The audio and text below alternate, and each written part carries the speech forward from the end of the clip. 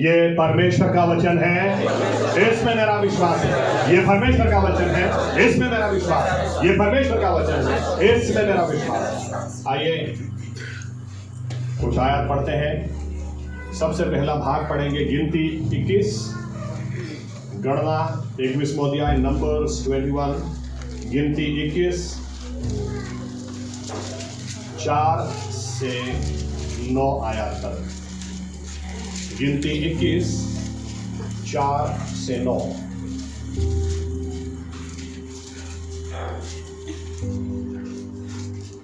Page number 141।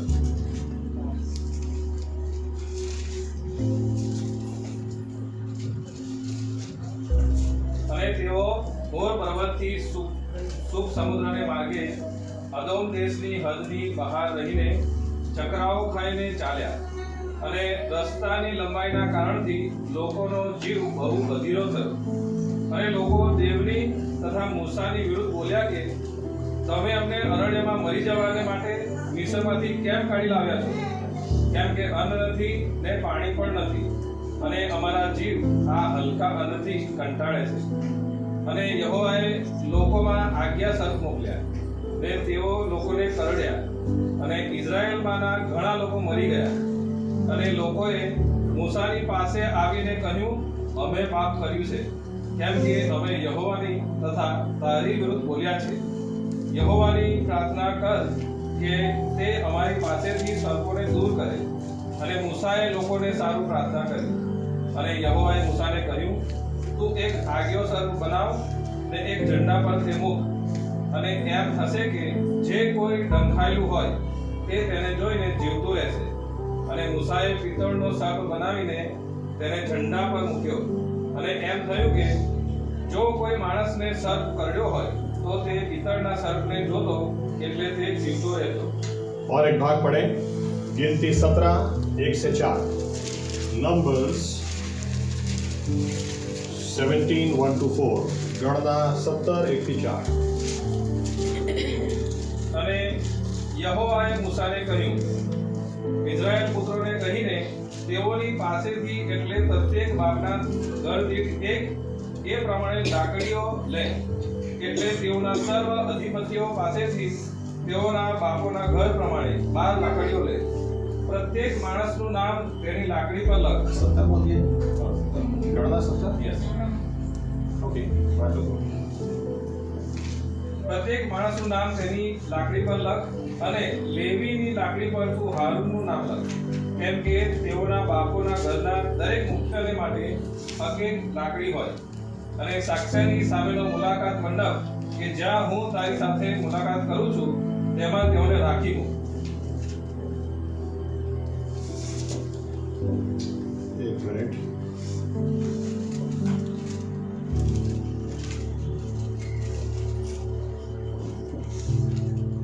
मैं घर में हिब्रू बाइबल पढ़ता हूँ, हिब्रू से ट्रांसलेट किया हुआ, उसमें कई बार आयतें चेंज हो जाती।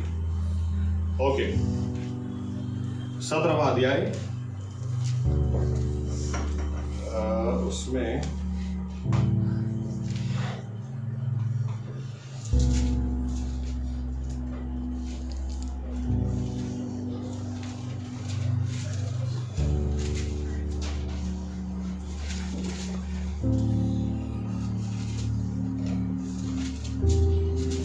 ढाई 250 लोग मर गए, वो लिखा है, देखिए तो 250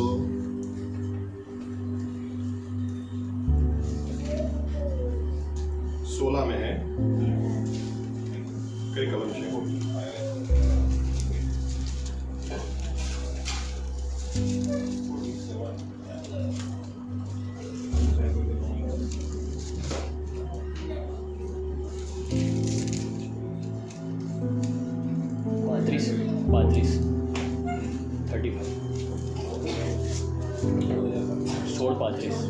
ओके, पढ़ो तो 16:35 से आगे।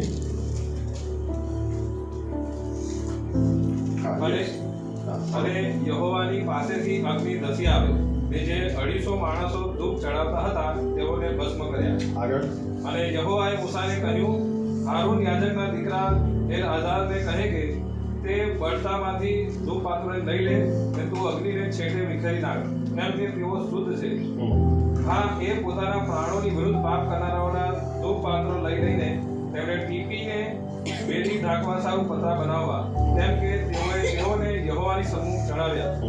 એ માટે તેઓ શુદ્ધ છે અને તેઓ ઇઝરાયેલ પુત્રોને સારું ચિહ્નરૂપ થશે.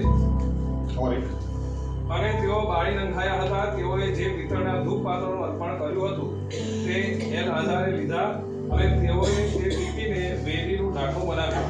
ओके, आइए दुआ करें. हमारे जीवित परमेश्वर प्रभु यीशु मसीह, धन्यवाद देते हैं आपके वचनों के लिए. इन वचनों से आज के दिन के लिए आप हमारे साथ बात करें, व्यवहार करें. हम खाली हाथ आए हैं, हमको भर कर भेजें. पवित्र आत्मा को आप हम पर उंडेल दें और पवित्र आत्मा इस वचन की सच्चाई में हमें ले जाएं. ऐसी हम आपसे प्रार्थना और विनती करते हैं. हमारे आसमानी पिता, आप बोलें और महिमा सिर्फ और सिर्फ आप ही लें. आपकी स्तुति करते हैं, आपकी प्रशंसा करते हैं और आपके पास आज के लिए हमारे पास अद्भुत वचन है. इसको बोलकर प्रभु यीशु हमारे हृदयों, हमारे मनों के साथ बात करें, व्यवहार करें. नया निर्णय हम भी लें और हमारे जीवनों से आदर, मान और महिमा सिर्फ और सिर्फ आप ही को मिले. ऐसा आप होने दें. प्रभु यीशु मसीहा में ज्ञान, बुद्धि, समझ, प्रकटीकरण की आत्मा दे, ताकि हम प्रभु यीशु मसीहा किसी इंसान की नहीं लेकिन इस समय हम आपकी आवाज सुनने पाए. ये हमारी प्रार्थना प्रभु यीशु मसीहा के नाम से करते हैं, साथ में कहेंगे आमीन. धन्यवाद प्रभु यीशु. बैठ सकते हैं अपनी जगह. आगे बढ़ने से पहले और एक भाग पढ़ें. यूहन्ना 3, यूहन्ना द गॉस्पेल ऑफ जॉन, यूहन्ना सुसमाचार,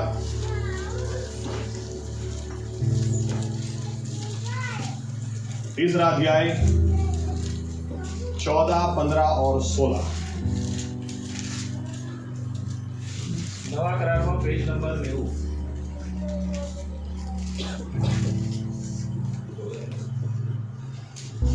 જેમ મૂસાએ રાનમાં સર્પને ઊંચો કર્યો તેમ માણસના દીકરાને ઊંચો કરવાની જરૂર છે. એ માટે કે જે કોઈ વિશ્વાસ કરે તે તેનામાં અનંત જીવન પામે. કેમ કે દેવે જગત પર એટલી પ્રીતિ કરી કે તેણે પોતાનો એકાકી જણે દીકરો આપ્યો. એ સારું કે જે કોઈ તેના પર વિશ્વાસ કરે તેનો નાશ ન થાય પણ તે અનંત જીવન પામે.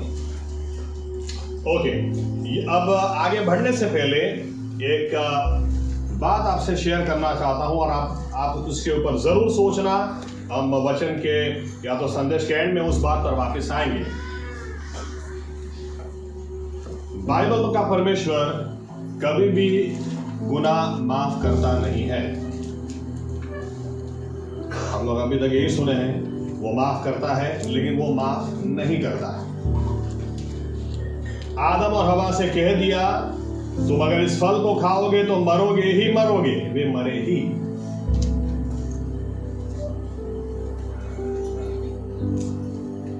समझे?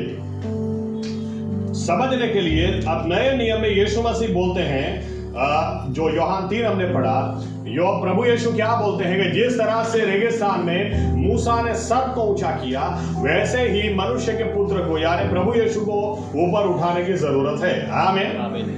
यानी कि हमें ये जानने की कोशिश करनी चाहिए कि रान में क्या हुआ, रेगिस्तान में क्या हुआ, और इसलिए हमने गिनती 21वां अध्याय निकाला.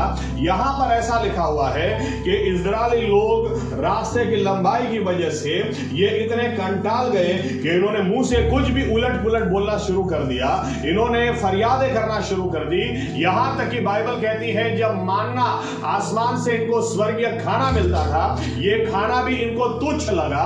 इतनी हद तक कि बाइबल कहती है मूसा को जाकर ये लोग फरियाद करते हुए यूं कहते हैं कि देखो हम तो थक गए हैं और ऊपर से खाना भी इतना थर्ड क्लास, हल्को खोरा, गुजराती में बोले खोरा, हल्को खोरा. आप सोचो, इनको रेगिस्तान में कभी कोई एक रोटी भी बनाकर नहीं दे सकता था. रेगिस्तान में ना गेहूं पकते हैं ना आटा होता. यहां पर कुछ भी इनको नहीं मिल सकता था.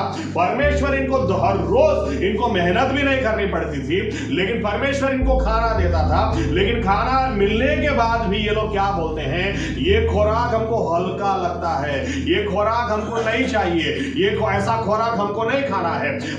यहां ऐसा बोलते ही लिखा है, तुरंत ही वहां पर रेगिस्तान के सबसे डेंजरस, पॉइजन, जहरीले जो सांप होते हैं, आज्ञा सर्प लिखा है, वे सर्प इनकी छावनी में आने लगे और इनको डसने लगे। और आज्ञा सर्प जिनको भी डसते थे ये लोग थोड़ी ही देर में मर जाते थे। आखिर में ये लोग जाकर मूसा से कहने लगे कि हमें बचा लो, हम लोग मर रहे हैं। आप एक बात ध्यान में रखना कि आपको अगर आपके दिल में फरियादें होंगी, आपके पास फरियाद करने का कचकचिया स्वभाव अगर यही होगा तो अच्छे से अच्छा खाना भी आपको हल्का लगेगा, आपको कोई भी आशीष वो आशीष नहीं लगेगी, आपको परमेश्वर की ओर से मिलती हुई आशीषें भी श्राप लगने लगेगी। इस और ऐसा अगर होगा तो ध्यान में रखना, आप मिस्र से निकले जरूर, कनान तक आप पहुंच नहीं पाओगे, रास्ते में ही आप मारे जाओगे। इसलिए बाइबल हमें यूं कहती है जितने लोग भी रास्ते में मारे गए ये लोग फरियाद करने वाले थे, कचकचिया हाथा बदा, इनके पास इनको कुछ अच्छा दिखता ही नहीं था, अच्छा कुछ बोले नहीं सकते थे, ऐसे लोग सब रास्ते में खत्म हो गए। एनीवे, फिर भी ये लोग मूसा के पास जाकर बोलते हैं कि हम लोग मर रहे हैं, हमें बचा लो। मूसा इनको क्या बोलता है? मूसा पहले परमेश्वर के पास जाता है और जाकर बोलता है प्रभु ये लोग मर रहे हैं, क्या करना? 8वीं आयत में परमेश्वर ने कहा कि तुम इनके लिए एक सर्प बनाओ और सर्प बनाकर एक लकड़ी पर बांधकर उसको ऊपर उठाओ, और जब जिसको भी सांप ने डसा होगा वो अगर इस सर्प को देखेगा तो वो बच जाएगा। लेकिन बाइबल हमें यूं कहती है 9वीं आयत में कि मूसा ने पीतल का सर्प बनाया। अब परमेश्वर ने पीतल का बनाने के लिए नहीं कहा था, 8वीं आयत में सिर्फ सर्प बनाने के लिए कहा था, लेकिन मूसा ने पीतल का सर्प बनाया लिखा है। इसको समझने के लिए और एक बात जो हमने पढ़ी उसको हम ध्यान में रखेंगे। गिनती 16 में कोरा, दाथान और अबीराम ये 3 लोग मूसा के सामने खड़े हो गए बलवा करने के लिए कि तुम ही थोड़ी ना हो परमेश्वर के दास, तुम ही थोड़ी ना हो जिसके साथ परमेश्वर बात करता है। अरे हम भी परमेश्वर के सेवक हैं, वो परमेश्वर हमसे भी बात करता है। और यहां पर मूसा ने उनको थोड़ा समय दिया, एक काम करते हैं, आप जितना समय लेना है ले लो, 2 दिन का समय दिया, वापस हम इकट्ठा होते हैं, आप लोग परमेश्वर को धूप चढ़ाओ, मैं धूप चढ़ाऊंगा, देखते हैं परमेश्वर किसका बलिदान, किसका अर्पण स्वीकार करता है। और बाइबल कहती है मूसा का अर्पण परमेश्वर ने स्वीकार किया, लेकिन परमेश्वर का क्रोध या उसका कोप कोरा, दाथान, अबीराम इनके ऊपर, इनके परिवारों के ऊपर उतर आया। और फिर ऐसा लिखा हुआ है धरती फट गई, 250 लोग को निगल गई। लेकिन इसके साथ में यूं लिखा हुआ है, लेकिन ये जो अर्पण लाए थे परमेश्वर को चढ़ाने के लिए ये अर्पण बच गए। और यहां पर लिखा है कि परमेश्वर ने यूं कहा ये सारे अर्पण पवित्र है, जो बच गया ये पवित्र है, इसको अलग करो, ये परमेश्वर के लिए पवित्र कहलाया जाएगा। और जो आयत हमने पढ़ी सबसे आखिरी आयत में लिखा है जो बच गया था ये भी पीतल का था, ऐसा लिखा है, ये जो बच गया था ये पीतल का था। और पीतल का सामान इन्होंने लेकर इसको परमेश्वर की सेवकाई के लिए अलग कर दिया। यहां पर कोई ऐसी बात थी जो मूसा समझता था पीतल को लेकर, इसीलिए जब परमेश्वर ने मूसा से यूं कहा कि तुम सांप को बनाओ और उसको पोल पे लगाओ, एक खंबे पे लगाओ, और जो लोग उसको देखेंगे वे बच जाएंगे। लेकिन मूसा ने ऐसे कोई सांप नहीं बना दिया, लिखा है पीतल का सांप उसने बनाया। या पीतल क्या है या क्यों इसको हम बाद में देखेंगे, लेकिन इतनी बातों को ध्यान में रखते हुए अभी हम गुड फ्राइडे के ऊपर आते हैं। और गुड फ्राइडे के ऊपर आने के समय कुछ बातों को हम याद करते हैं। बाइबल हमें यूं कहती है प्रभु यीशु मसीह वैसे बाइबल के अंदर पुराने नियम में 300 से ज्यादा भविष्यवाणी थी कि ईश्वर एक दिन इंसान के रूप में आएगा। और बाइबल कहती है एक समय आया जब ईश्वर इंसान के रूप में आया, और जब ईश्वर इंसान के रूप में आया तो कोई चुप नहीं बैठने पाया। बाइबल कहती है दूत ने पहले आकर मरियम को बताया कि तू गर्भवती होगी, और जब मरियम ने बच्चा दिया तो बाइबल कहती है ऐसे समय भी स्वर्ग चुप नहीं बैठ सका, और दूतों ने आकर चरवाहों को बताया कि आज तुम्हारे लिए दाऊद के शहर में उद्धार करता पैदा हुआ है। ये इतनी बड़ी घटना थी। बाइबल कहती है प्रभु यीशु मसीह जैसे बड़े हुए और बड़े होते होते फिर जब उन्होंने सेवकाई शुरू की, बपतिस्मा लिया और फिर सेवकाई शुरू की, लिखा है ऐसी सेवकाई कभी किसी ने देखी नहीं थी, किसी ने सुनी भी नहीं थी, क्योंकि आपके सामने बाइबल कहती है कि जब वो सभा स्थान में गए अभी तक किसी ने सुना नहीं था कि दुष्ट आत्माएं चर्च सर्विस में हो सकती है या तो दुष्ट आत्मा से लगे लोग चर्च में होते हैं। लेकिन बाइबल बताती है यीशु मसीह के कदम रखने से सब ऊपर नीचे हो गया और चर्च सर्विस में सभा स्थान में दुष्ट आत्मा वाले लोग चिल्लाने लगे, अरे समय से पहले हमको परेशान करने के लिए क्यों आया है। और यीशु मसीह बोलते थे चुप हो जा, निकल जा, और चुप हो जाते थे, निकल जाते थे दुष्ट आत्मा।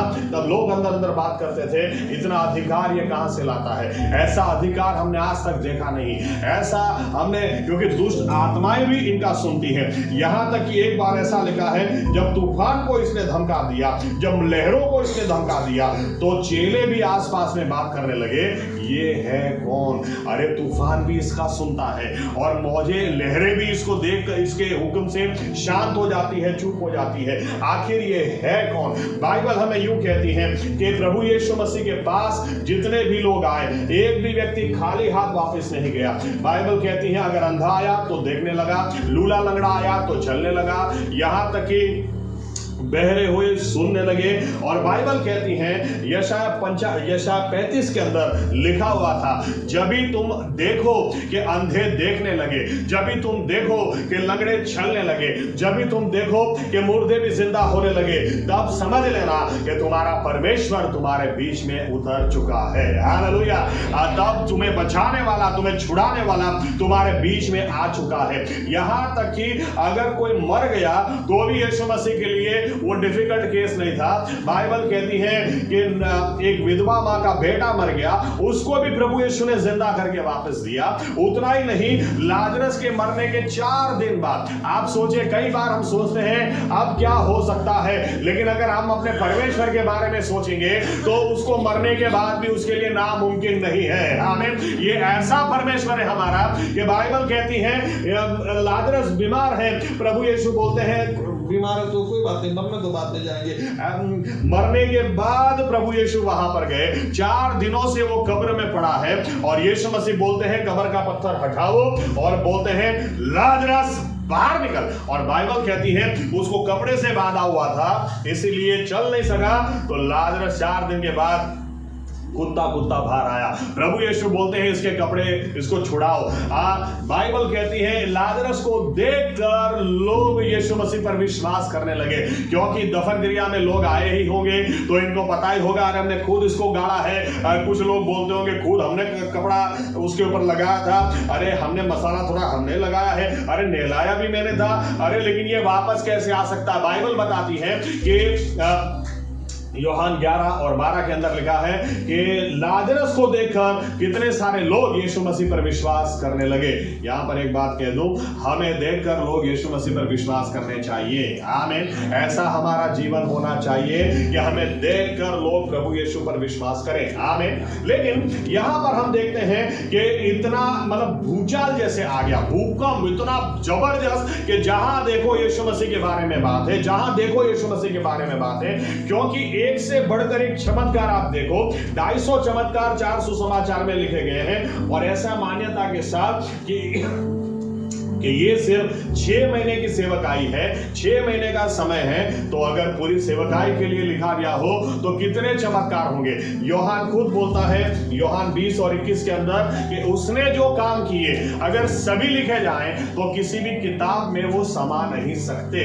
इतने जबरदस्त और इतने ज्यादा बड़े काम किए, लेकिन जितना लिखा गया वो ही उतना ही दिमाग को चकराने के लिए कम नहीं है। आमीन। आप देखो आपके पास एक ऐसा व्यक्ति, आपको आपके इलाके में फॉर एग्जांपल बड़ौदा में आपको पता है कि कोई अच्छा डॉक्टर है, कोई ऐसा डॉक्टर है कि उसके पास जाओ तो केस सॉल्व हो जाता है, उसको मारने के लिए कौन सोचेगा। आपको पता है कि आपके सर दुख रहा हो तो भी डॉक्टर ठीक कर देगा, हाथ में लकवा मार जाए तो भी ठीक कर देगा, आपको बाईपास के बिना भी वो आपके हृदय को ठीक कर देगा।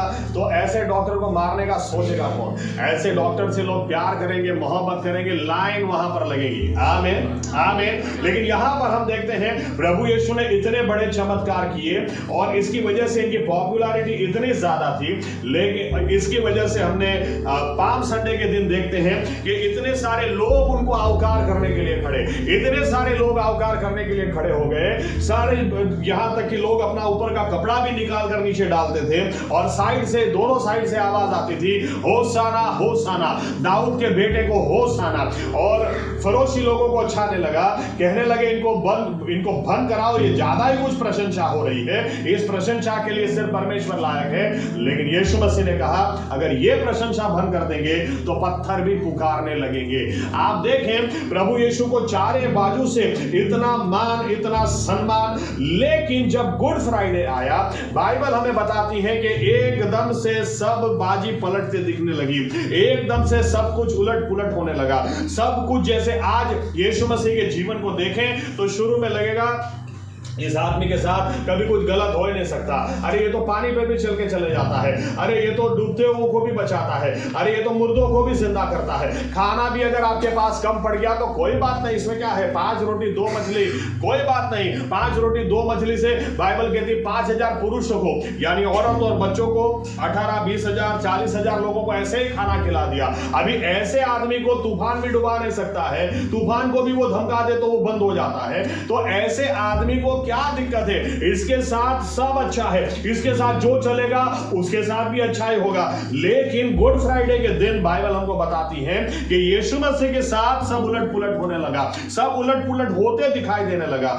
यहां तक कि बाजी यहां से पलटी जब आखिरी भोजन उन्होंने लिया, और बाइबल कहती है आखिरी भोजन लेने के बाद, अब देखिए आखिरी भोजन भी जब उन्होंने लिया तो आखिरी भोजन में बाइबल हमको सिखाती है कि गीत गाकर वे गेत्सेमनी बाड़ी के अंदर गए। और जब गीत गाए तो ये पास्का का या फसह का खाना था, तो फसह के खाने में ये लोग भजन संहिता 113 से 118 ये 5 अध्याय के गीत गाते थे, 5 अध्याय को गाया जाता था। अभी आप सोचें कि यहां पर आप फसह का खाना खा रहे हैं और खाना खाने के बाद आपने गीत गाना स्टार्ट कर दिया, और आप गीत क्या गा रहे हैं? आप गीत गा रहे हैं भजन संहिता 118, 23 और 24वीं आयत। वहां पर गीत के बोल क्या है कि जिस पत्थर को बनाने वालों ने नकार दिया, परमेश्वर ने उसी को मुख्य बना दिया, और आज का दिन यहोवा ने बनाया है और हम आनंद और उत्सव करेंगे। यीशु मसीह को पता था वो कौन सी दिशा में जा रहे हैं, उनको पता था कि यहां से आगे उनको नकार दिया जाएगा, लेकिन फिर भी गीत वहां पर खत्म नहीं होता है। आप सोचो ये खुद गा के जा, अभी चेलों को तो नहीं पता है आगे क्या होने वाला, लेकिन यीशु मसीह को पता है ये जो लिखा गया था, ये भविष्यवाणी जो के स्वरूप में जो लिखा गया था, ये आज जिसको लोगों ने नकार दिया, जिसको घर बनाने वालों ने नकार दिया, वही सबका सहारा हो जाएगा। ये दिन परमेश्वर ने बनाया है। यानी यीशु मसीह जानते थे कि यहां से नकार दिया जाएगा, कुछ बुरी बातें होंगी, इसके बावजूद भी इनको पता था कि ये दिन भी यहोवा ने बनाया है और हमारे लिए आनंद और उत्सव का कारण बनेगा। आमीन। इसीलिए गुड फ्राइडे के दिन कुछ बुरी बातें होने के बावजूद भी हम गुड बोलते हैं, अच्छा कुछ हुआ ऐसा बोलते हैं। एनीवे आगे बढ़ते हैं। बाइबल कहती है कि यीशु मसीह जब गेत्सेमनी बाड़ी के अंदर गए और वहां पर जाकर इन्होंने अपने चेलों से यूं कहा, चेलों से कहा कि थोड़ी देर यहां पर रुको, और एक पत्थर फेंकने की जितनी दूरी पर वे गए और वहां पर जाकर उन्होंने प्रार्थना शुरू करी। और प्रार्थना क्या थी उनकी? उन्होंने कहा मेरे पिता अगर हो सके तो इस प्याले को दूर हटाना। कौन से प्याले की वे बात कर रहे थे? आपके उनको प्रार्थना करनी पड़ी कि मेरे पिता हो सके तो इस प्याले को दूर हटाना, नहीं तो मेरी नहीं आप ही की मर्जी पूरी हो। बाइबल कहती है हम जानते हैं कि आगे चलकर कौन सा प्याला वे पीने वाले थे। सारी दुनिया का पाप उनको अपने सिर लेना था। याद रखना, यीशु मसीह कोई नया धर्म शुरू करने के लिए नहीं आए थे, कोई नई प्रथा को खड़ी करने के लिए नहीं आए थे, लेकिन बाइबल कहती है यूहन्ना बपतिस्मा इसने पहले ही पहचान लिया। इसने यूं यीशु मसीह को देखकर यूं नहीं कहा, क्योंकि दोनों कजिन्स थे, इसने यीशु मसीह को देखकर यूं नहीं कहा अरे भाई कितने वर्षों के बाद कहां क्या चल रहा है। लेकिन जैसे ही यीशु मसीह को देखा, इसने क्या बोला, देखो परमेश्वर का मेमना जो सारी दुनिया का पाप अपने सिर ले लेगा, वो हमारे बीच में है। हालेलुया। प्रभु यीशु मसीह इसलिए आए थे कि सारी दुनिया का पाप वो अपने सिर ले ले। एस्केल 18 और 20 के अंदर परमेश्वर का वचन बहुत ही स्पष्ट था, जो भी पाप करेगा वो मारा जाएगा। रोमनों की पत्री 6:23, पाप नो मुसारो, पाप की कमाई वो मृत्यु है। जो भी पाप करेगा वो मारा जाएगा। जो भी पाप करेगा उसको जिंदा रहने का कोई अधिकार नहीं। एस्केल 18 में आगे लिखा है, बेटे बाप पापी होगा, उसका वजह से बेटे को सजा नहीं मिलेगी, लेकिन जो पाप करेगा वो मारा जाएगा। पाप जिसने किया वो नहीं बच सकता, वो छूट नहीं सकता। और यीशु मसीह अपने हमारा पाप अपने सिर लेने जा रहे थे। बाइबल हमें यूं कहती है कि यीशु मसीह के साथ अब ऐसी ऐसी बातें होने लगी जो कभी भी किसी ने इसके पहले सोचा भी नहीं होगा। बाइबल कहती है कि यहां पर वापस आकर इन्होंने देखा चेले अभी भी सो रहे हैं, झोंका खा रहे हैं, नींद में, गहरी नींद में है। यीशु मसीह ने बोला थोड़ी देर तो जगो, मेरे साथ थोड़ी देर तो जगो। नहीं जगने पाए। वापस यीशु मसीह जाकर प्रार्थना करते हैं, मेरे पिता अगर हो सके तो इस प्याले को दूर दूर हटा, अगर नहीं तो मेरी नहीं लेकिन तेरी मर्जी पूरी हो। बाइबल कहती है 3 बार उन्होंने प्रार्थना की। उतना ही नहीं कि 3 बार उन्होंने प्रार्थना की, वे जानते थे कि आगे क्या होने वाला है, वो जानते थे कि आगे क्या होगा। अगर आपको पहले से पता हो कि आप डॉक्टर के पास जाओगे और वो आपको यूं कहने वाला है कि आपका कैंसर लास्ट स्टेज का है और 4-5 दिन या 1 हफ्ते से ज्यादा आपके पास समय नहीं है, अगर आपको पहले से पता हो, देखो आपके कदम चलेंगे नहीं, आपको पसीने छूट जाएंगे, आप पहले ही जैसे आधे तो ऐसे ही मर जाओगे, या तो 80% ऐसे ही आप मर जाओगे। यहां पर यीशु मसीह को पता था कि वो क्या करने जा रहे हैं। वो सारी दुनिया का पाप अपने सिर लेने वाले हैं। इसलिए बाइबल बताती है, लूका 22 के अंदर लिखा है, जब वे प्रार्थना कर रहे थे तब उनका पसीना भी खून के समान, बूंद के समान बाहर आ रहा था। साइंस आज हमको सिखाती है, जब भी कोई बहुत मेंटल स्ट्रेस में हो, बहुत मेंटल स्ट्रेस में, मानसिक ताण, पराकाष्ठा है। मैं एक उदाहरण दूं। मेरा एक दोस्त था और एक लड़की से उसका अफेयर था और बाइबल खोल के उसने बस तय कर लिया था। मैंने जब पूछा तुझे कैसे पता कि ये लड़की तेरे लिए, बोलता मैंने बाइबल खोला और 1 कोरिन्थी 13वां अध्याय निकला, प्यार का अध्याय है, तो मैंने मान लिया कि बस प्रभु यीशु ने सिग्नल दे दी और हमारा प्यार कंफर्म है। और मेरे दिल में तो आवाज़ आ गई थी, कुछ कंफर्म नहीं है, कुछ और ही कंफर्म होगा और तुझे कुछ और ही कंफर्म होगा। ऐसे आप तय नहीं करते हैं। आमीन। बाइबल खोल के आप तय नहीं करते हैं। आमीन। आप बाइबल लेकर बैठ जाओ, प्रार्थना करो, प्रभु व्हाइट कलर की गाड़ी लूं या ब्लू कलर की लूं, रेड कलर की, जो निकलेगा, अरे कुछ निकलेगा ही नहीं इधर से। आमीन। आपको कौन से कलर की लेनी है, लो। आमीन। एनीवे, एक दिन उनकी बहन का फोन आया रात को और उनकी बहन ने मुझे कहा कि आप किधर हैं, जल्दी से आ जाइए। मैंने कहा क्या हो गया? बोलते वो लड़की की शादी कहीं और तय हो गई है और घर पे वेडिंग कार्ड आया। इसने जब से वेडिंग कार्ड देखा है, इसको इतना डिप्रेशन में चला गया है, इसको यूरिन में सिर्फ खून निकल रहा है, यूरिन होना बंद हो गया है, खून निकल रहा है। जब डॉक्टर के पास ले गए तो डॉक्टर ने क्या बोला कि तुम बहुत स्ट्रेस में चले गए हो। जब आदमी बहुत स्ट्रेस में चला जाए तब उसको यूरिन बंद हो जाता, अंदर नसें फट जाती हैं और वो खून बाहर आने लगता है। लेकिन साइंस हमको सिखाती है, सबसे ज्यादा अगर मेंटल स्ट्रेस में कोई आदमी हो, जब और इतना ज्यादा स्ट्रेस में कि उसका हृदय फट जाने वाला हो, ओके, बीपी उसका इतना हाई हो जाए उस वक्त कि हृदय फट जाए, और क्योंकि हृदय बहुत मजबूत होता है। आप हृदय के बारे में भी स्टडी करोगे, आपको पता चलेगा ये दिन में कितना खून पंप करता है और कितने बरसों तक करता है। हृदय की जो कार्टिलेजेस होती हैं ये बहुत मजबूत होती है। ओके, ये बहुत, हृदय परमेश्वर ने बहुत ही मजबूत बनाया। ऐसा कभी मानना मत कि आपका हृदय बहुत कमजोर है, हृदय एक्चुअली में बहुत मजबूत है। ओके, एनीवे, तो साइंस हमको सिखाती है कि अगर किसी का हृदय फट जाने वाला हो या इतना स्ट्रेस में वो आदमी हो तो ही उसका पसीना खून के समान बाहर आता है।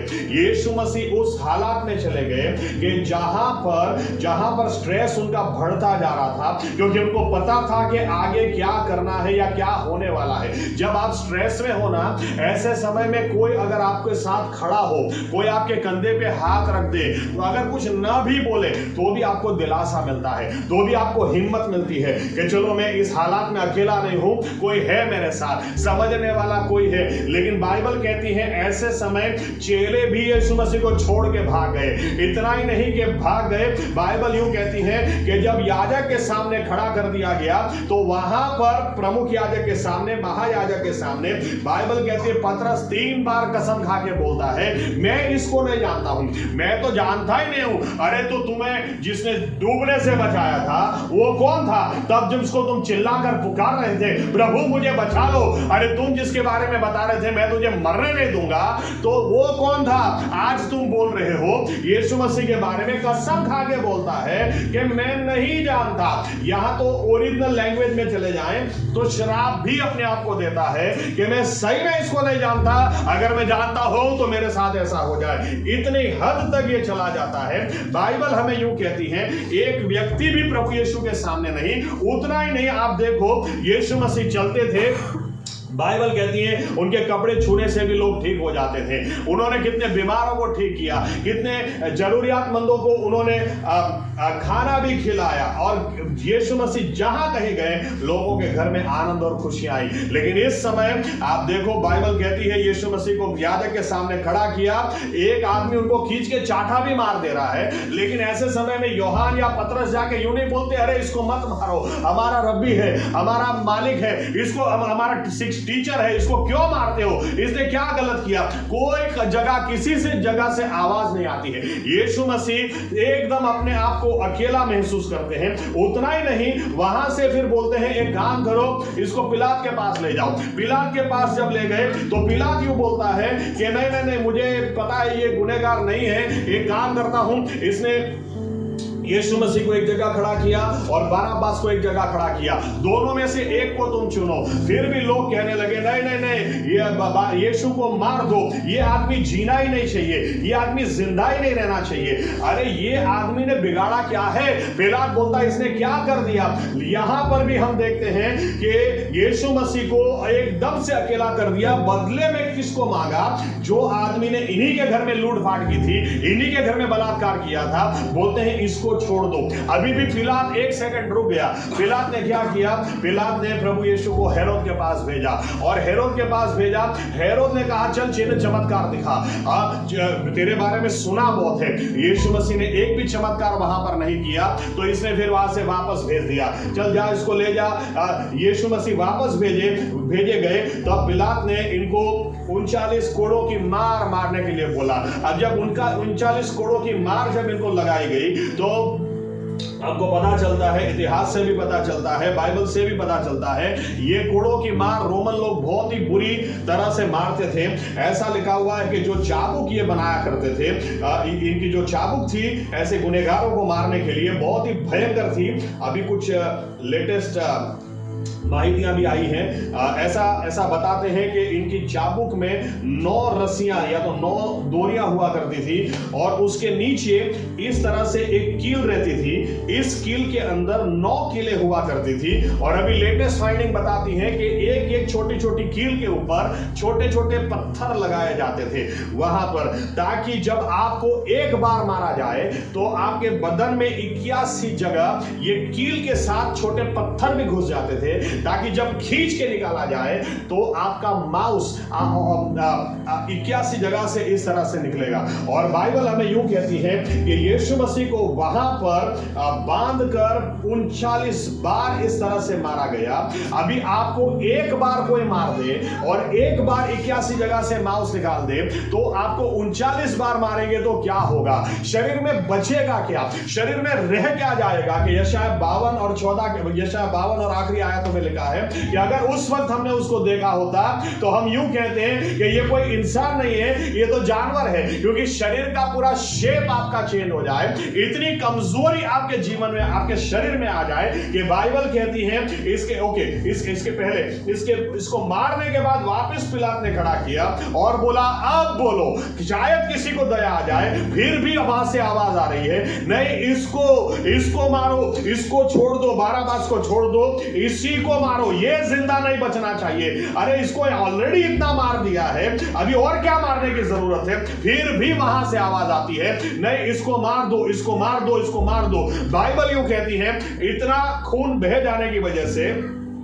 शरीर में इतनी भी ताकत नहीं थी कि अपना क्रूस ये खुद उठा सके, इसलिए इन्होंने सिमोन को पकड़ा और सिमोन के ऊपर इन्होंने वो क्रूस दे दिया और यीशु मसीह को ले गए। वहां पर भी अब जीने तो शांति से नहीं दे रहे, मरने भी नहीं दे रहे। बाइबल बताती है जब क्रूस के ऊपर इनको लगाया तभी भी पब्लिक आकर बोलती है, तभी भी पब्लिक आकर यूं कहती है, क्यों भाई आपने आपको तो बोल रहा था ये है वो है, अभी अपने आप को बचा के दिखा, मुर्दों को जिंदा करता था, अंधों को ठीक करता था, अभी अपने आप को बचा के दिखा।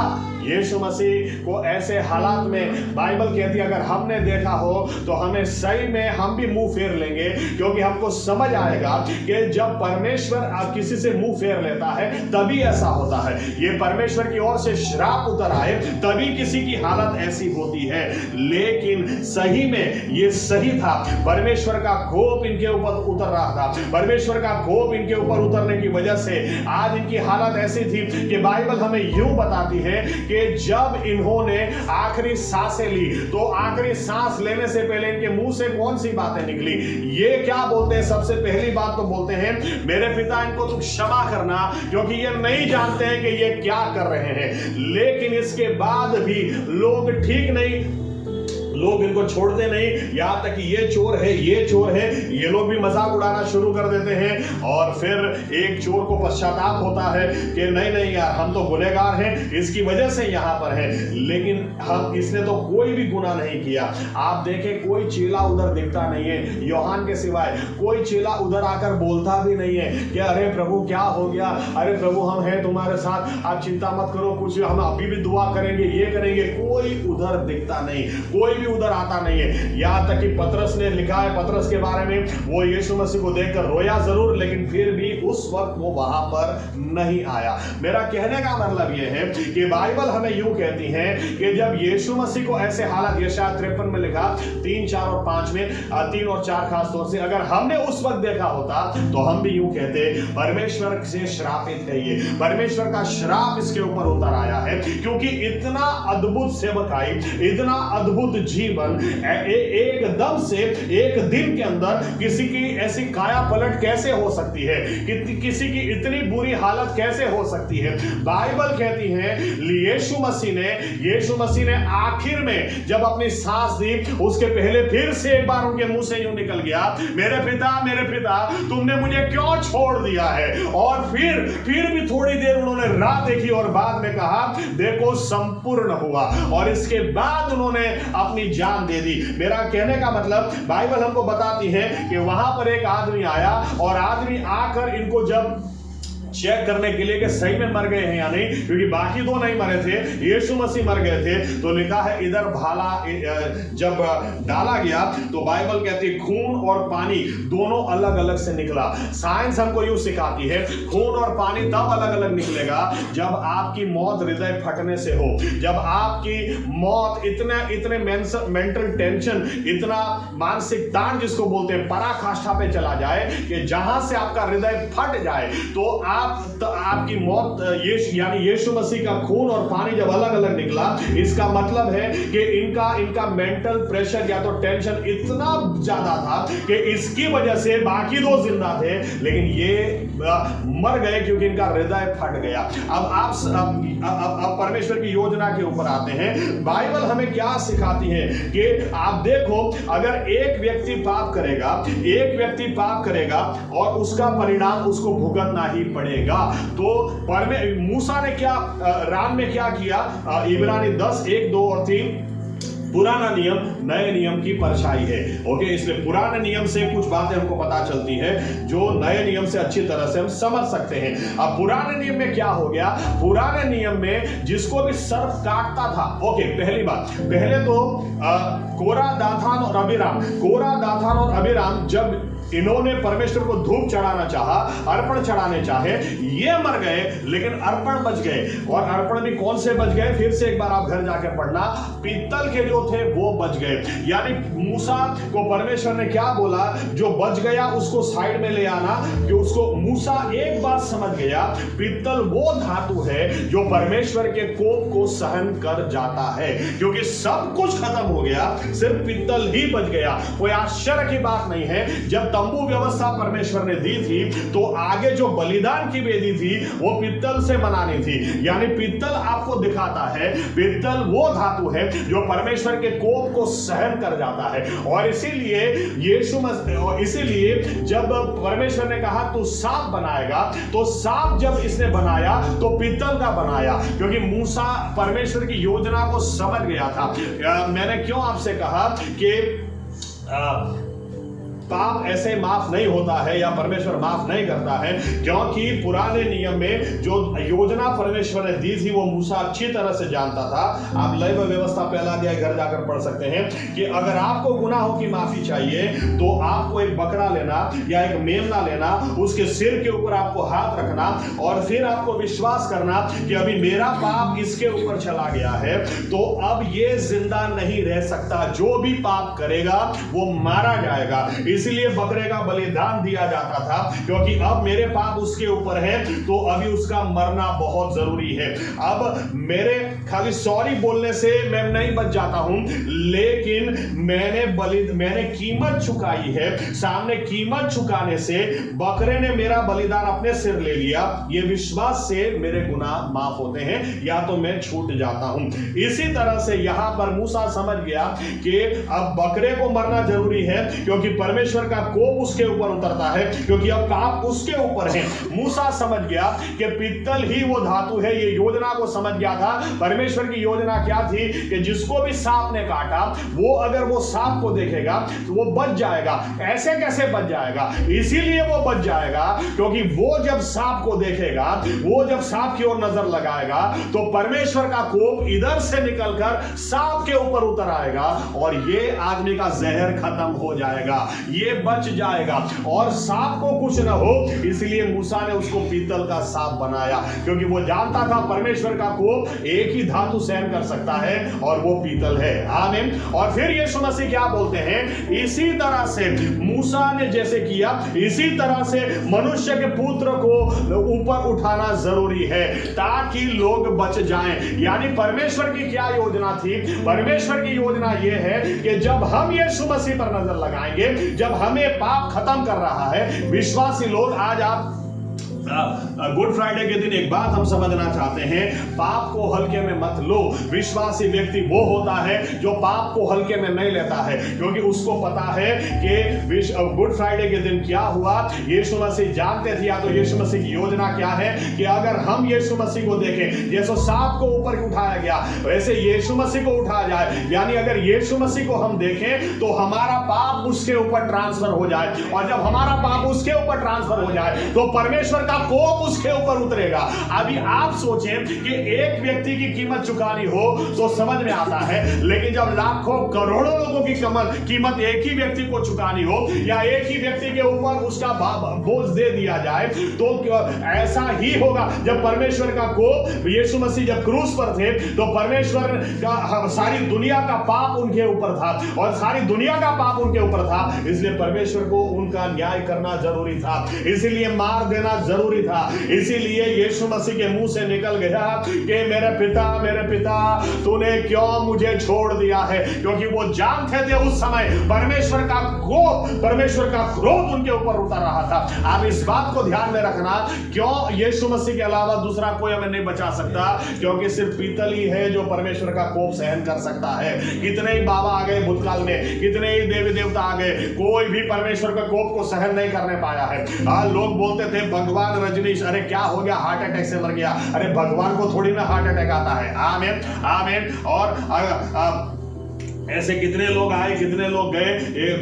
एक अपने रिक्शा वाले भाई से एक व्यक्ति बात कर रहा था। हमारे श्री श्री रविशंकर महाराज है, श्री श्री रविशंकर महाराज वो यीशु मसीह का ही दूसरा रूप है। तो अपने रिक्शा वाले भाई ने बोला अगर ऐसा ही हो तो श्री श्री रविशंकर महाराज अभी जिंदा क्यों हैं? हमारे तो 33 साल में निकल लिए, तो आपके अभी भी क्यों जिंदा है? और जिस दिन मर जाएंगे आपके पास गारंटी है कि वापस जिंदा होंगे? हमारा परमेश्वर तो मर के भी जिंदा है, वो आज भी जिंदा परमेश्वर है, आज भी मृत्यु को निगल जाने वाला परमेश्वर है। लेकिन वो हो उसके पहले जरूरी था कि वे हमारे उद्धारकर्ता बने। लेकिन उद्धारकर्ता किस तरह से बने? उन्होंने सारा श्राप अपने सिर ले लिया। अभी आप देखो, बाइबल हमें यूं कहती है कि परमेश्वर ने यूं कहा उत्पत्ति 3 अध्याय में कि सारी पृथ्वी पर सभी जानवरों में सांप को सबसे ज्यादा श्रापित है। आमीन। और परमेश्वर यहां पर क्या बोलते हैं? मूसा को सांप को खड़ा करो, सांप को बनाओ। और यीशु मसीह बाद में बोलते हैं कि जैसे मूसा ने सांप को ऊपर उठाया वैसे ही मुझे उठाने की जरूरत है। इसका क्या मतलब है? इसका मतलब यह है कि यीशु मसीह ने अपने आप को सबसे ज्यादा श्रापित स्थान में रखा, सबसे ज्यादा इतना श्रापित स्थान में रखा ताकि हम सबसे आशीषित स्थान में आ सके। आमीन। आप पूरी आयत देखो क्या लिखा है। जैसे मूसा ने राम में सांप को ऊपर उठाया वैसे ही मनुष्य पुत्र को ऊपर उठाने की जरूरत है, और वो करोगे तो लिखा है इस तरह से परमेश्वर ने संसार से इतना प्रेम किया कि उसने अपना एकलौता पुत्र दिया ताकि जो कोई ऊपर उसके ऊपर विश्वास करे। लेकिन कैसे दिया? सांप की जगह में दिया। सांप को जिस लकड़ी पर ऊपर उठाया गया, 8 वर्षों के बाद प्रभु यीशु को उस लकड़ी पर उठाया गया। याद रखना, गुड फ्राइडे हमको याद दिलाता है कि परमेश्वर पाप को नहीं छोड़ता है। आमीन। अविश्वासी व्यक्ति गलतफहमी में न रहे कि हम पाप में जी सकते हैं, कैसा भी चाहे बोल सकते हैं, कैसा भी। यीशु मसीह का क्रूस पर होना दिखाता है अगर उसने अपने एक लौते पुत्र को नहीं छोड़ा हमको भी नहीं छोड़ेगा। आमीन। अगर पाप उसके ऊपर उसने लिया तो उसको भी मार दिया गया। तो कोई भी विश्वासी ऐसा ना सोचे कि पाप में जिएंगे और हम बच जाएंगे। ये गुड फ्राइडे को याद दिलाता है कि परमेश्वर पाप को क्षमा नहीं करता है। इसलिए आप समझिए पाप क्षमा नहीं होते हैं। पाप क्षमा किस तरह से होते हैं तो समझ में आएगा। यीशु मसीह ने कीमत दी है, यीशु मसीह ने कीमत। आपको बाइबल ऐसे नहीं मिलता। ये हो सकता है मैं आपको फ्री में दे दूं, लेकिन इसका 500 रुपया 1000 रुपया दुकान में दिया है। आमीन। पैसा देकर, कीमत देकर इसको लाया गया है। जब कीमत देकर इसको लाया गया है तो कैसे बोल सकते हैं फ्री में है? गुनाहों की माफी कभी ऐसे मिलती नहीं, कभी होती नहीं है। माफी मिलती किस तरह से है? जब मैं ये विश्वास करूं कि मेरी कीमत यीशु मसीह ने दे दी है, मेरा श्राप उसने ले लिया है। बाइबल इसलिए कहती है, हमने जब उसको देखा तो शुरू में हमें क्या लगा? ये तो परमेश्वर की ओर से श्रापित है। ये दर्द गुजरात में बहुत अच्छा लिखा है, दुखी पुरुष है दर्द नो अनुभवी। इतना दुख हमको लगा, इतना दुखी पुरुष है, दर्द का इसका अनुभव इतना है, दर्द से भरा आदमी है। लेकिन फिर आगे लिखा है, लेकिन हमारे ही गुनाहों की वजह से आपड़ा ज अपराधों લીધે તે વિંધાયો, આપણા જ પાપોના લીધે તે કચડાયો, આપણને શાંતિ પ્રાપ્ત કરાવવા તેણે શિક્ષા સહન કરી અને તેના સોળથી આપણને સાજાપણું મળ્યું છે। हालेलुया। यानी जो कुछ उन्होंने किया वो हमारे लिए किया, हमारे लिए। गुड फ्राइडे को याद दिलाता है कि पाप की कमाई अगर मृत्यु है, ये परमेश्वर की आज्ञा थी या परमेश्वर की व्यवस्था थी, तो इसके लिए परमेश्वर ने खुद इंसान बनकर वो कीमत चुकाई है। हालेलुया। ताकि हम पाप से खेले नहीं। गुड फ्राइडे को याद दिलाता है प्रभु यीशु को अगर परमेश्वर ने नहीं छोड़ा तो हमको भी वो नहीं छोड़ेगा। लेकिन दूसरी बाजू अगर हम यीशु, जिसको भी सांप ने काटा, जिसको भी वो जो भी मर रहा है, अगर सांप को देखेगा तो उसका पाप उस पर, उसका श्राप उधर। यानी कि आज अगर हम यीशु मसीह की ओर अपनी नजर लगाएं तो हमारा श्राप उधर चला जाता है, हमारे पाप उधर चले जाते हैं, हमें छुटकारा मिलता है। अगर उसकी ओर नजर लगाओगे तो चंगाई आएगी, तो आपकी बीमारी उधर चली जाएगी और आपको चंगाई मिलेगी। अगर उधर नजर लगाओगे तो आपका टेंशन उसके ऊपर चला जाएगा और उसकी शांति आपको आपके और मन और हृदय को भर देगी। गुड फ्राइडे हमको याद दिलाता है गुड क्या हुआ, ये दिन अच्छा क्या हुआ। इस दिन अच्छा ये हुआ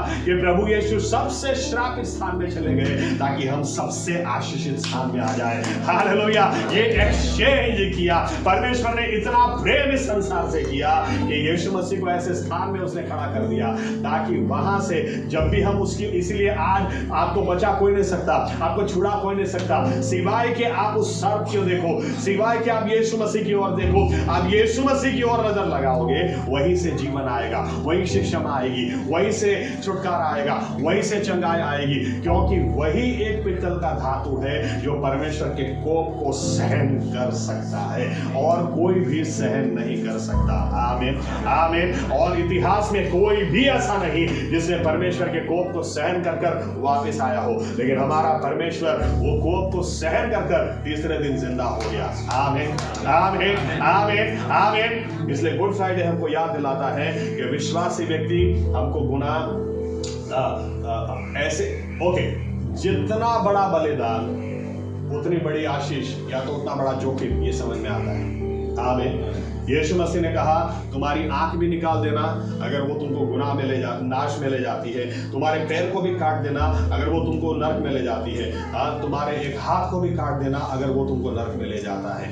मत जाना, ये जाने जैसी जगह नहीं है। गुड फ्राइडे हमको याद दिलाता है सही में ये ऐसी कैसी जगह होगी। पाप मुझे ऐसी कौन सी जगह ले जाने वाला था जो प्रभु यीशु ने सारा मेरा पाप अपने सिर ले लिया, अपने सारा श्राप उनके सर ले लिया ताकि मुझे जीवन मिल जाए और बहुत आयत का जीवन मिल जाए।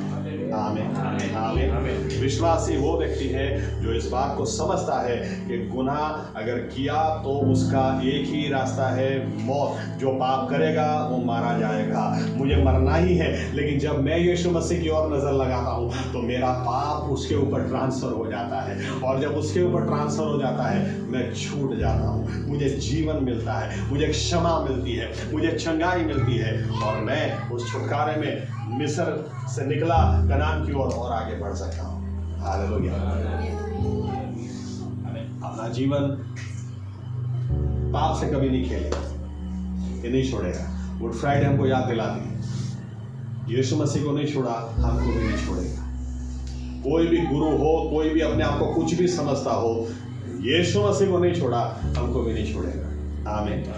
लेकिन गुड फ्राइडे ये भी याद दिलाता है कि अगर हम नजर यीशु मसीह की ओर लगाएं तो इसी वक्त छुटकारा है, इसी वक्त क्षमा है, इसी वक्त नया जीवन है, इसी वक्त नई पहचान है, क्योंकि सारा हमारा श्राप उधर चला जाता है और उधर से जीवन आ जाता है। इसलिए रेगिस्तान में जिस तरह से लोग बच गए, यीशु मसीह ने कहा उसी तरह से अब प्रभु मुझे भी ऊपर उठाना जरूरी है। जिस तरह से मूसा ने सांप को ऊपर उठाया, मुझे ऊपर उठाना जरूरी है ताकि जो लोग उधर देखें वे बच जाएं। आमीन, आमीन, आमीन। आइए अपनी जगह खड़े हो।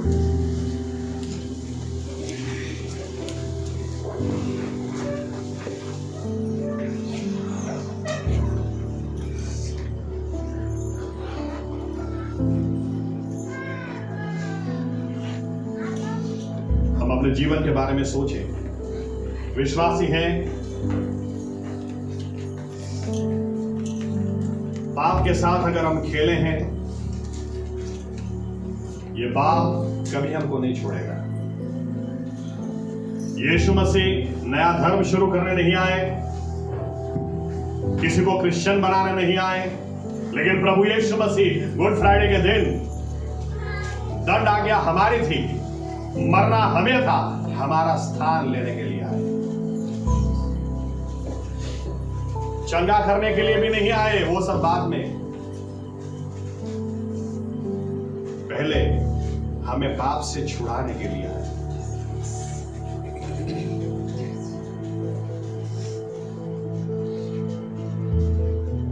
जिस तरह से इजरायली लोग रेगिस्तान में मर रहे थे, आज हम भी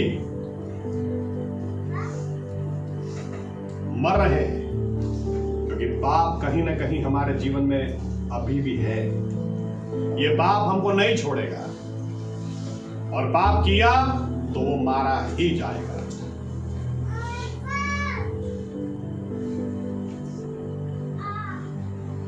लेकिन प्रभु यीशु मसीह को धन्यवाद कि जिस तरह से रेगिस्तान में मूसा ने सांप को ऊपर किया, तो समय आया गुड फ्राइडे के दिन प्रभु यीशु मसीह को ऊपर उठाया गया, क्रूस के ऊपर, लकड़े के ऊपर उनको ऊपर उठाया गया, ताकि आज अगर हम उनकी ओर नजर लगाएं, जो कोई उधर नजर लगाएगा वो नाश नहीं होगा लेकिन वो जीवन पाएगा।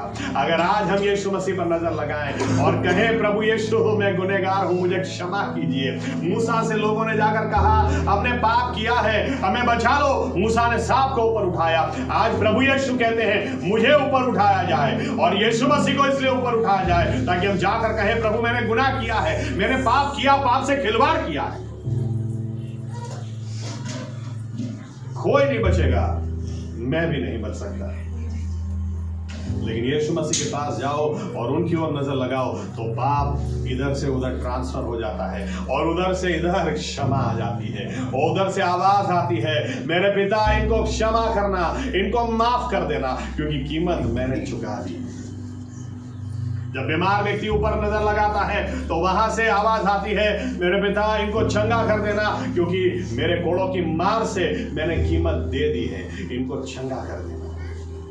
श्राप लेकर जाएं, गलाती 3 और 13 में लिखा है लकड़े के ऊपर उसने अपनी जान देकर हर श्राप से हमें छुड़ा लिया। अब कोई श्राप हम पर टिक नहीं सकता। जब हम यीशु मसीह की ओर नजर लगाएं, हमारा श्राप उसके ऊपर और उसका आशीष हम पर उतर आता है। किसी भी व्यक्ति को पाप में जीने की जरूरत नहीं, श्राप में जीने की जरूरत नहीं, बीमार होकर जीने की जरूरत नहीं, अशांति में जीने की जरूरत नहीं, क्योंकि गुड फ्राइडे हमको याद दिलाता है प्रभु यीशु ने ऐसा एक्सचेंज ऑफर इस दिन दिया जो और कोई नहीं दे सकता। तेरे श्राप मेरे बेटे मेरी बेटी मैं ले लेता हूं, तो आशीष ले जा। कितनी आशीष! सबसे श्रापित यीशु मसीह ने अपने आप को सबसे ज्यादा श्रापित स्थान में रखा, ताकि हम इस दुनिया में सबसे ज्यादा आशीषित लोग बने।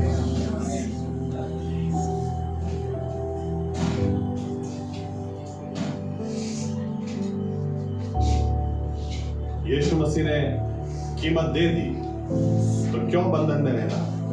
यीशु मसीह ने कीमत दे दी तो क्यों तंगास में रहना? यीशु मसीह ने कीमत दे दी तो क्यों बीमारी में रहना? यीशु मसीह ने कीमत दे दी तो क्यों बंधन में रहना? यीशु मसीह ने कीमत दे दी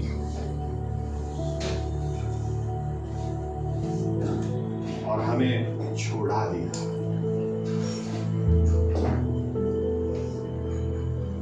और इसीलिए आज यीशु मसीह हमारी आशा है।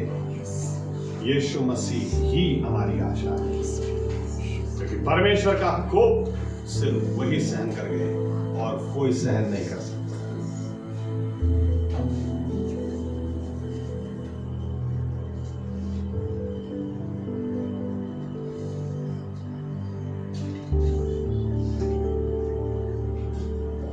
यीशु मसीह तू है आशा मेरी, हालेलुया। यीशु तेरी स्तुति हो, हालेलुया। तूने हराया मृत्यु को, तूने तोड़ी हर जंजीर, तेरे नाम मेरी रिहाई। यीशु मसीह तू है आशा मेरी। धन्यवाद प्रभु यीशु मसीह, जिन्होंने भी रेगिस्तान में उस सर्प को देखा, सर्प के जहर की असर से वे बच गए।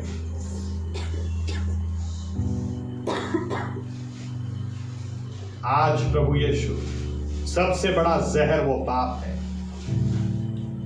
और हम अगर आपकी ओर नजर लगाएं तो पाप का जहर खत्म होकर हमें नया जीवन दे देता है। कितनी बड़ी अद्भुत योजना आपने करी, जो हम नहीं कर सकते थे वो आपने हमारे लिए किया। सिर्फ इसलिए क्योंकि आप हमें बहुत चाहते हैं और आप नहीं चाहते कि कोई भी व्यक्ति नाश में जाए, कोई भी व्यक्ति नाश में जाए। प्रभु यीशु, यहाँ पर हम सब हाजिर हैं। अगर किसी के भी जीवन में ऐसा पाप है तो आप फिर से एक बार हमें अनुग्रह दें कि हम आपकी ओर नजर लगाएं, और जब आपकी ओर नजर लगाएं और आपसे आकर कहें मैं गुनहगार हूं, मुझे क्षमा कीजिए, तो हमारा गुनाह आपके ऊपर और उसका कोप आपने सहन कर लिया और हमें छुटकारा और क्षमा मिल जाए। हमें और जरूरी नहीं है, गुड फ्राइडे का संदेश यही है, अब हमें जरूरी नहीं है, हमें और बंधन में रहने की जरूरत नहीं है, और बीमारी में रहने की जरूरत नहीं है, और तंगास में रहने की जरूरत नहीं है। अब हम छुटकारे में चल सकते हैं। अब हम हिम्मत से कनान की ओर आगे बढ़ सकते हैं। अब हम सर्पों और बिच्छुओं को कुचल कर आगे बढ़ सकते हैं। अब ये हमें श्राप में नहीं, आशीष में हम चल सकते हैं, क्योंकि आपने सब कुछ अपने सिरे ले लिया। जिसने पाप जाना ही न था उसने अपने सिर पाप रूप हो गया, ताकि हम परमेश्वर का धार्मिकता हो जाए। गुड फ्राइडे ये हमको याद दिलाता है, इसलिए हम आपको धन्यवाद देते हैं। धन्यवाद, धन्यवाद, धन्यवाद प्रभु यीशु, धन्यवाद कि आपने हमें छुड़ाया, आपने हमें आशीषित किया। धन्यवाद प्रभु यीशु, धन्यवाद। गुड फ्राइडे की आशीष में आगे बढ़ने के लिए हमारी सहाय और मदद करें। ये प्रार्थना प्रभु यीशु मसीह के नाम से करते हैं, आमीन। ओ आकाश माना हमारा बाप, तुम्हारा नाम पवित्र मनाओ, तुम्हारा राज्य आवो, જેમ આકાશમાં તેમ પૃથ્વી પર તમારી ઈચ્છા પૂરી થાય। દિવસની અમારી રોટલી આજ તમે અમને આપો, અને જેમ અમે અમારા ઋણોને માફ કર્યા છે તેમ તમે અમારા ઋણોને માફ કરો। અમને પરીક્ષામાં ન લાવો, પણ બુરાઈથી અમારો છૂટો કરો, કેમ કે રાજ્ય, પરાક્રમ તથા મહિમા સર્વકાળ સુધી તમારા છે, આમીન। હવે આપણા તારનાર પ્રભુ યેશુમાં મસીહાની કૃપા, તેમનો જય પ્રેમ અને તેમની અદ્ભુત હાજરી આપણા દરેકની સાથે હમણાંથી સદા સર્વકાળ સુધી બની રહે છે, આમીન। ધન્યવાદ પ્રભુ યેશુ।